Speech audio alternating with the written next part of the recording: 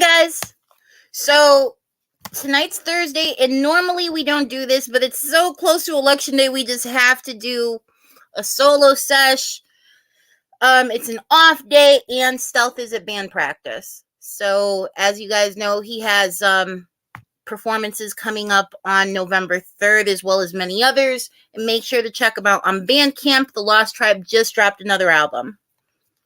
All right. And I'm here with this guy, right? So if you haven't heard of him, then you're probably living under a rock. So his name's John Gale, and his sister is this awesome teacher. So he's this politician who's like, his sister's always in his ear, and you can tell. Not because he tells anyone, but because you see the platform. So I'm going to bring him on. Hey. Hi. So this is City Council person John Gale, and the way he came onto my radar was some whole other stuff. But then afterwards, I sat down with him, and then Kaim, our previous guest, told me all about John. And then I'm like, really? So the Hartford Troubadour, who you guys met before, told me all these awesome things about him, and I'm like, I need John Gale's lawn sign. So yeah, and I'm like, well, my stepmom might kill me because no signs in the lawn, but I can have him on the show. So how are you? I'm great tonight. How are you? Doing good. I'm excited to have you. I remember I'm sitting down with you and you printed the party rules for me. And ever since then, I've been thinking, wow, this guy really loves teachers. Absolutely. I come from a family of them. So, wait, family of them. Now you have a sister who's a teacher. Yes, but my father was a teacher, so I'm one of 6 children. And my father was a high school history teacher, teaching here in Connecticut. He first taught at Southington High, and then actually, let me take you back a step before that. Ooh. My father grew up in Hartford. He was an Italian immigrant born in Italy. His last name was Gallucci. His first name was Bruno, and he suffered from discrimination against Italians in the 1940s. That's a shame. He served for Uncle Sam in World War II. He fought in the Pacific Theater, fixed airplane engines, and he had to go up in the plane. After he fixed the plane, they made him go up in it to make sure it worked before they sent the bomber pilots into it. He used to tell us some pretty hair-raising stories. But in any event, when he came home, he got to go to college on the GI Bill, and he decided he wanted to be a teacher. And believe it or not, in 1949, his advisor out at Storrs, Yukon, Connecticut, told him, Mr. Gallucci, they do not hire people with Italian surnames to teach in Connecticut schools. My father marched down to the Hartford Probate Court and changed his name from Bruno Gallucci to John Gale. And he got his first teaching job in Southington, Connecticut under the name John Gale. And that's how our name was changed from Gallucci to Gale. And the old man continued from Southington to Middletown High to eventually to Hall High. And as I mentioned, I'm one of 6. I have 5 sisters, and every one of my sisters is a teacher of some sort. Oh, wow. Now, I thought it was just one. Wow. Wow, it's right.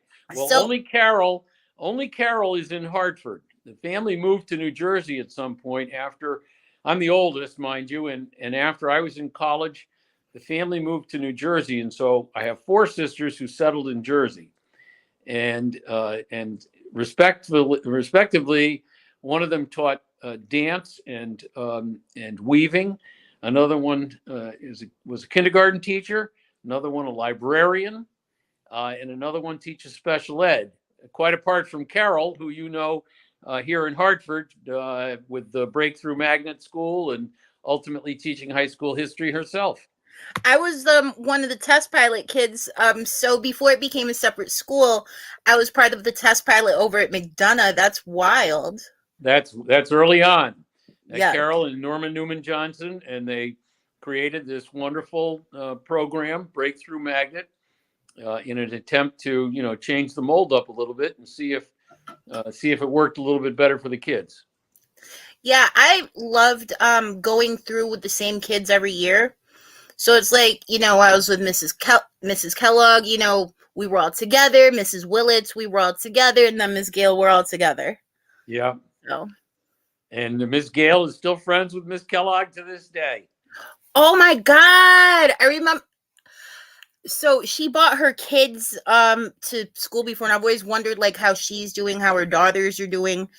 Um she actually inspired me a lot. So I mean, all of my teachers inspired me, but there's just something about just being curious and always just the curiosity. So Well, she's doing well. I can't. I should be able to tell you about her daughters because I see her from time to time. They, she socializes with my sister, and so do I. So we're at some of the same events, and so I've gotten to know her first name is Lori Kellogg, and her husband Paul. Gotten to know them quite well over the years, but so I can tell you that they're doing well. oh, that's awesome. Yeah, there's just going through the Hartford public school system back in the 90s.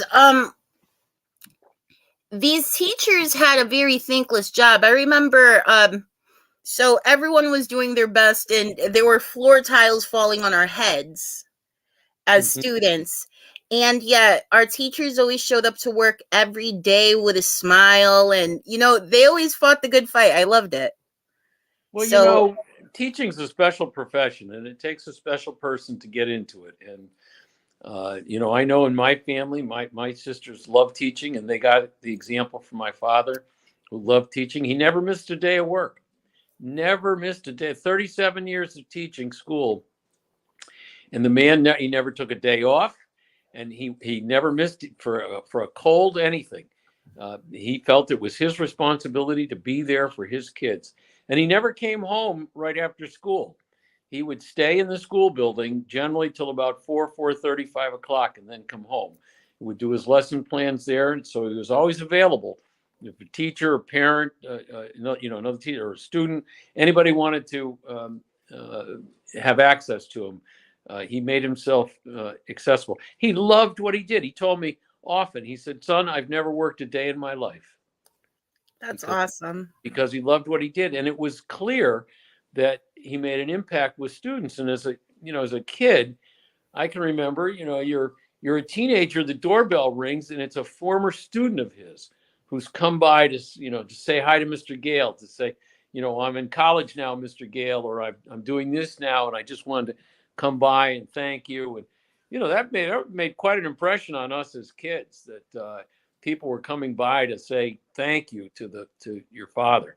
And I can tell you that my sister enjoys the same thing to this day. She has students like yourself. I mean, people from all over that she will see from time to time, and some of them go out of their way to make it a point to come up to her and say thank you. Well, that kind of gratification keeps you going. It definitely keeps you going. That's awesome. God knows it's not the pay that keeps you going. It's not. And something, I don't know if like everyone agrees with me, but teachers are underpaid. And I don't think this is a controversial issue. My daughter's a college student and a paraprofessional. I did para work back when my children were younger, back when I needed to work a school-based schedule. And it's thankless work. It's difficult. And to go to school and take out student loans in order to take care of people's children, and then afterwards you're underpaid for it, and it's like, oh yeah, but you're doing it for the kids. Yes, but they need to pay mortgage, they want to raise families. No, it's so true. And there's sort of a double whammy right now. I mean, certainly when my father was a teacher, they were underpaid as well. And teaching has never been a well-paid profession, and people like him, and it was certainly true for the teachers I had. I mean, these people, they all had summer jobs. They would do second jobs. My father worked at a package store. I can remember going with him on weekends, and he would do a cash register at a local package store to supplement. He had 6 kids at home. He had to bring some extra money in the summertime. He worked as an apprentice plumber for a time.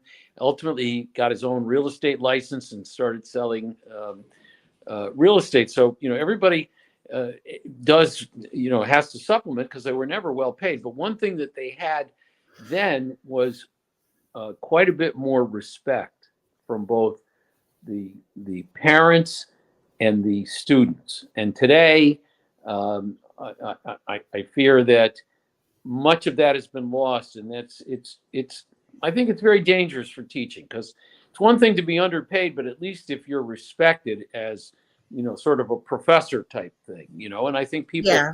many people for a very long time respected the teacher. Your parents would tell the student, you pay attention to the teacher in class. I don't want you coming. I don't want to hear that you were acting out in school. And the teacher was always right, not the student. Well, that's kind of flipped today in some respects, where in many cases today, the student's right, not the teacher.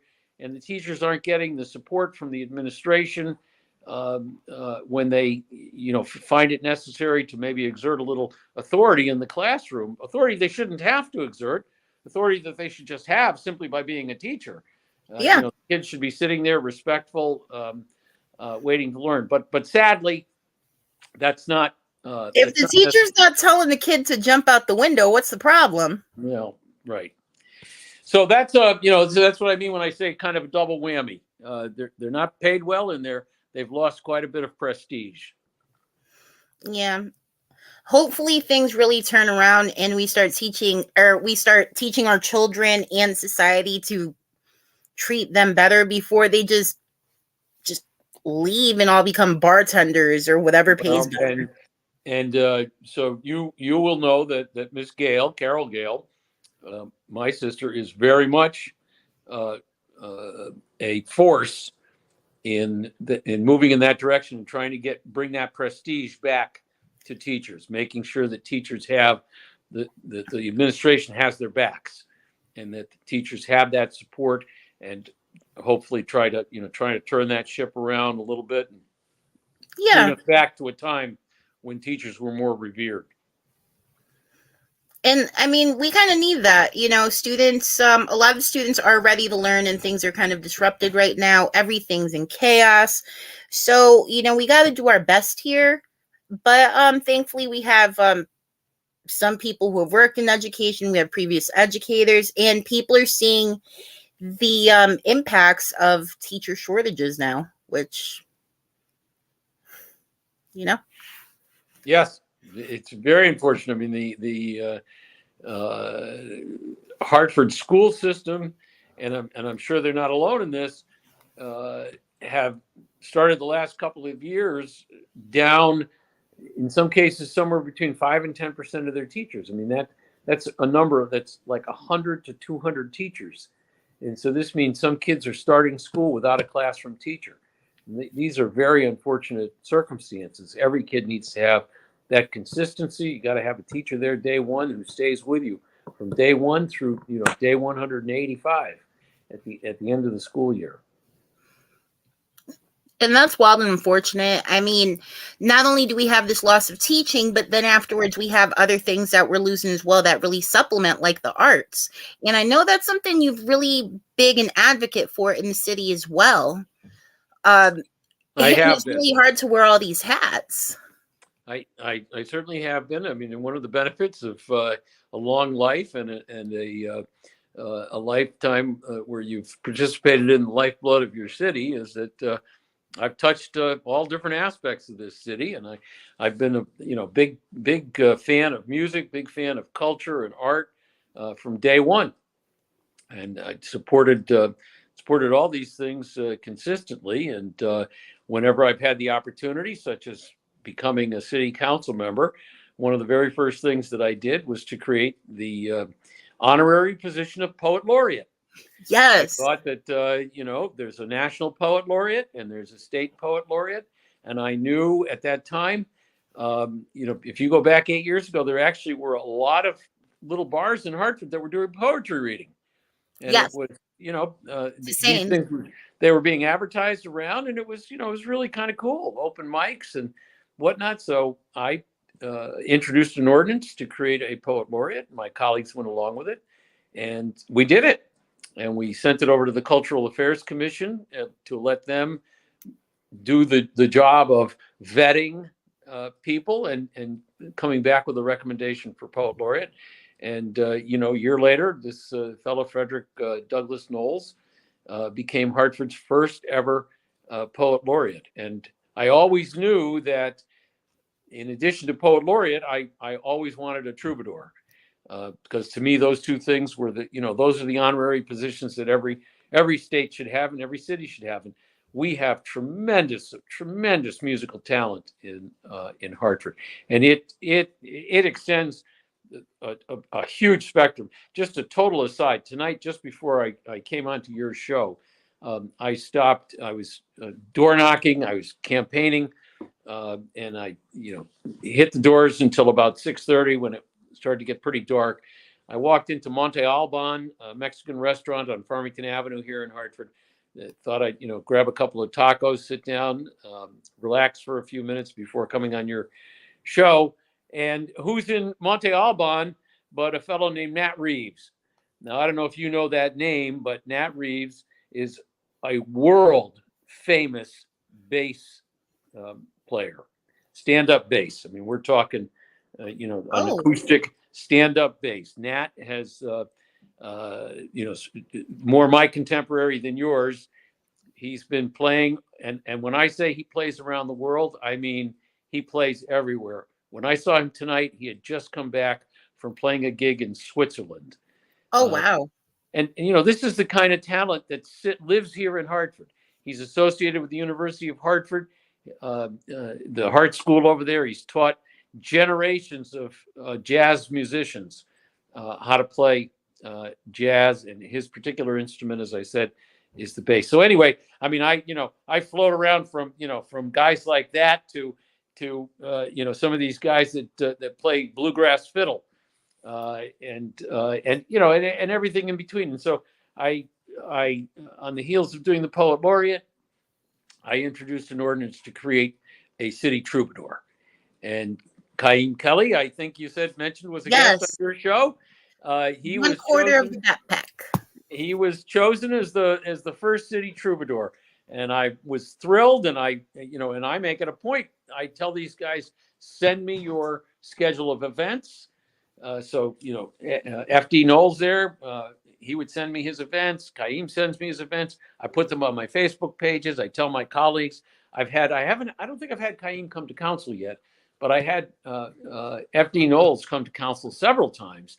And, he came once when the housing advocates came. He did a freestyle rap. There you go. Okay, so I like to make sure I give these guys exposure where I can. These folks, because this is wonderful stuff, and we need to celebrate it. And it's fun stuff, and it makes it a fun city to live in. So I'm very big on supporting that stuff. Anything I can do to support these things. I'll tell you another quick aside. Another side note that you wouldn't know. Hold that till our commercial break, and we'll be right back. Sure enough. Practicing and living in community means that we're responsible to ourselves and others. It means that we're committed to engaging humbly and bravely with others who we may not agree with, but who share a similar worldview. Tensions and conflicts are gifts that allow us to grow together. Join our peaceful revolution. And we're back. And John Gale had another sidebar story for us. So back in 1992, I had, for many years prior to that, traveled down to New Orleans. My wife was a school nurse, so the family was all on the school schedule. And so when we had a February vacation or an April vacation, often was the case, we had one of these Chrysler minivans. At the time, I have 4 kids. And we'd throw everybody in the van, throw a tent on the top, we'd go camping. And we'd camp our way out of New England and go south. In February or even in April. It's kind of fun to get out of the cold here and head for a little warmer weather. And New Orleans was a very common destination for us. Great city and a big music city with a very wide array of musical scenes down there. So comes 1992, and I'm sitting there with a friend of mine, another West End guy who had a food business then called Different Tastes. He did a lot of Tex-Mex stuff, and he was also a big New Orleans fan. And we were saying, geez, how come Hartford doesn't have this? And I said, darn it, let's do it. And so I got on the horn and I located a riverboat down in Essex, Connecticut, called the Becky Thatcher, and I managed to rent that boat for a weekend, a Friday, Saturday, Sunday. We brought that boat up to Hartford, and my friend engaged 3 bands to play, and we put his Tex-Mex Cajun cuisine on the boat. For $25, we threw you on that boat. We sent you downriver for 3 hours, and you listened to one night it was a group called People of Goodwill. Another night it was Zydeco music, if you know what Zydeco is, with the accordion and the big beat. Yeah. That was so successful that we continued that for 8 more years. And at one point, those last 4 years, 1996 to 1999, we were running boats from Wednesday night to Sunday night all summer long out of Hartford. You could get on. At that time, the boat we were using was called the Lady Fenwick, and we were wildly successful. And it was a great thing. I was so happy. And then, unfortunately, in the year 2000, the boat owners decided that they could do it without us, and they couldn't. And they crashed and burned in 2 years because we're promoters, we're people, city people. We know the city. Yeah. We know how to.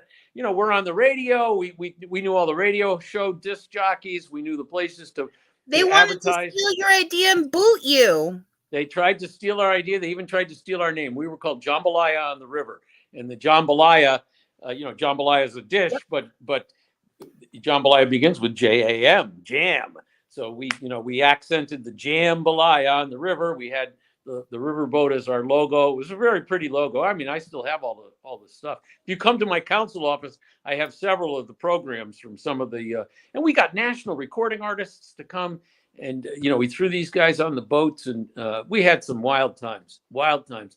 So sadly, it didn't make it. I keep sort of harboring, well, maybe we'll find another boat someday and do it. My friend unfortunately passed away a few years ago, and he was the guy who knew all the bands. He was the guy. These guys would come to Hartford, and he'd cook up a big pot of gumbo, and he'd get these musicians to show up in his kitchen for the gumbo, and good stuff. So Hartford had we had a little bit of a name then, but we have a good music scene. We still have a good music scene. And our mayor has a SoundCloud and wrote songs for Dawson's Creek. So everyone from the top to the bottom. So, and it sounds like you're associated with the music scene. So there's a whole other music scene going on that I have nothing to do with, but that's great. That's what brings the city alive. Some of the major players because you did watch Stealth previously when he was in band at Quirk Middle. Okay. There you go. And, playing with my daughter Rory, Hartford Prince Rory. Little known fact for you Hartford Prince fans that Rory once played the French horn in the Quirk Middle Band. Yep. And Stealth played the trumpet, and he carries a conch shell in his car. And yes, if you ask him, he will pull out the conch shell and play it. Very cool. Very cool. Love it. Well, I carry spoons around in my mandolin case so that I can, tap along with anybody. I like that. So it's like, everybody's ready. I have like a little amp and a microphone. So yeah, I guess we'll just go make music. So that's the story of Cayenne and the City Troubadour, and I'm just thrilled to have been the sponsor of it and to make it happen. I've watched him at the farmers market. Like he was recently promoting like nutrition and health. It was awesome. No, he's been a great pick. Great pick as a troubadour. He really, hits a lot of the right buttons, and he's an emissary for the city. So. Yeah, he loves the city. I like how everybody, has their own thing to contribute. It's like, well, I don't have the best singing voice, so I'm just gonna run for city council and we'll find a singer. There you go. So Councilman Gale gets a pass for not having a SoundCloud and not being a rapper like 97% of the city because he created the nation's first rap troubadour, There which you is amazing, and it just fits in with the fabric so well. And if you haven't seen Kaim's episode, you can go back and look at it. And if not, just check out the Backpack. He's 1/4 of it, and he's an awesome guy. He is. I've seen him perform many times now. Yes. And love it. All of Hartford needs to see him. So get out there, Hartford. Find Kaim Kelly. Yes.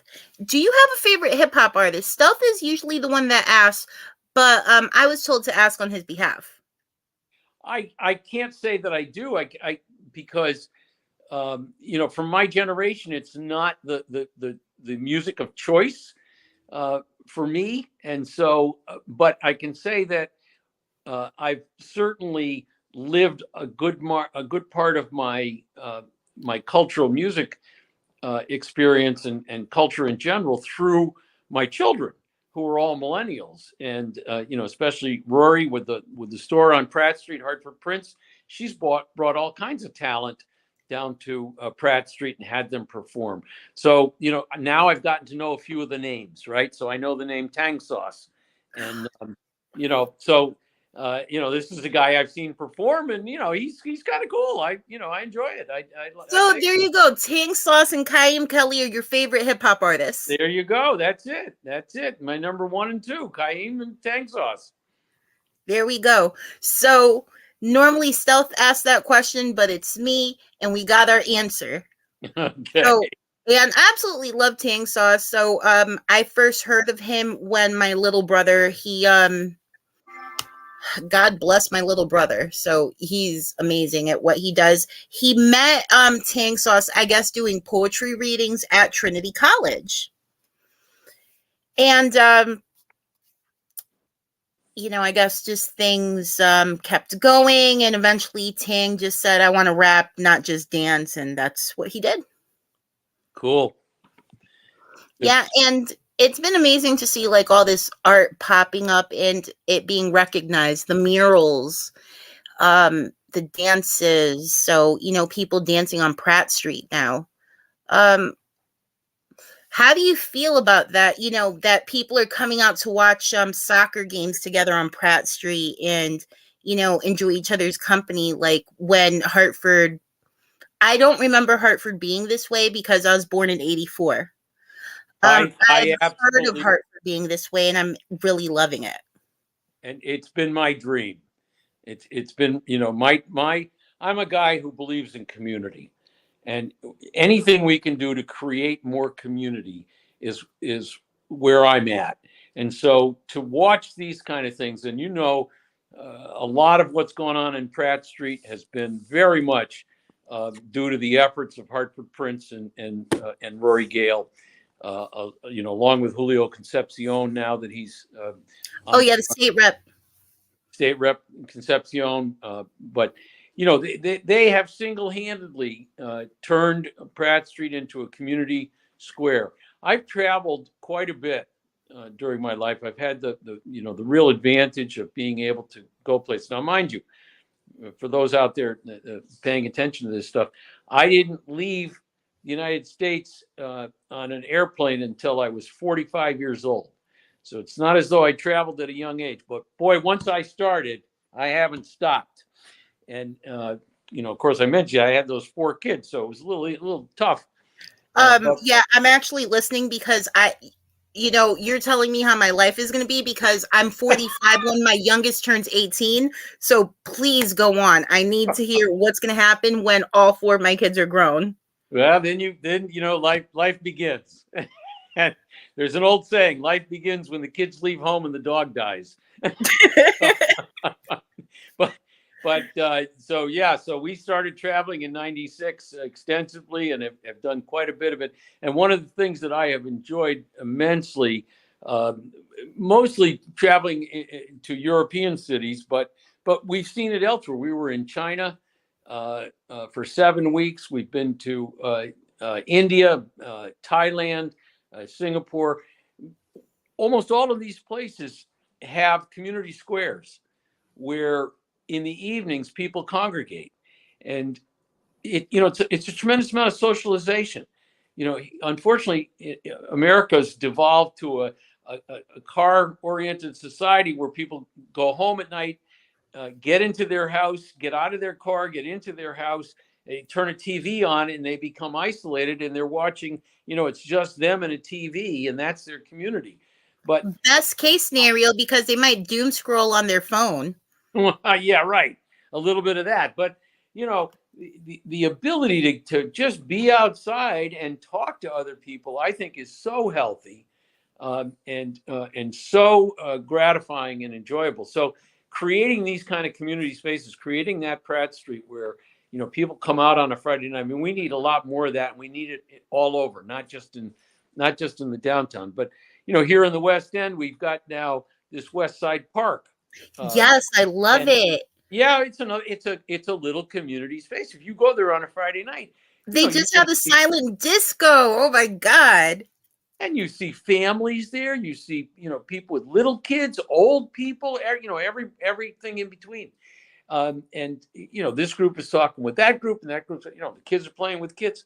These are wonderful things. I think these are great things. So I promote these things. I've been promoting these things all my life. I'm so fortunate to be on city council because it gives me even a better platform for helping to make these kinds of things happen. That's awesome. All right, well, guys, it's about that time, and make sure to sit there and check out Stealth November 2nd, like he said. And Councilman Gale, did you have anything you wanted to plug other than the election on November 7th? There it is. There's my logo. There's the date, November 7th. And you got to find me on row E, the Hartford Party. So get out and vote, everybody. It's always important. We look to see as many people as possible get engaged in the process. And if you have questions, if you're not, sometimes I hear people say, "Oh, I don't want to vote. I don't know what I'm voting for." Well, you know what? Reach out. I mean, I'm happy to tell you all about me, and so are every other candidate out there. Candidates are never at a shortage for words. And I've got a website. It's John Gale 2023. You Google that website, wherever it is there, John Gale 2023. You'll find out reams of information about me. There's nothing hidden about my life, and I'm willing to put it all out there. But I really want you to get out there and vote, and I hope you'll think about casting a vote for me. Yep. And if you have any questions, he is super responsive. So make sure to reach out. Trust me, he's super responsive. Like, I found that out, and then I'm like, yes! And I got to ask him a whole bunch of questions, and, like, you have no idea, man. Like, I was put at ease in the best of ways, and everything was explained to me, and I was super impressed. And it's hard to impress me. So, yep, you tell him, John Q. Gale at Gmail. JOHN, middle initial Q, GALE at Gmail. All Anytime. Right. All right, guys. Well, stay safe, and I hope you enjoyed this weekend's special edition of the Smoke Break. We do have to make these accommodations because of Election Day. So have a nice. We're gonna see each other in 6 days, guys. Yeah. All right. Bye. Bye-bye. Thank you.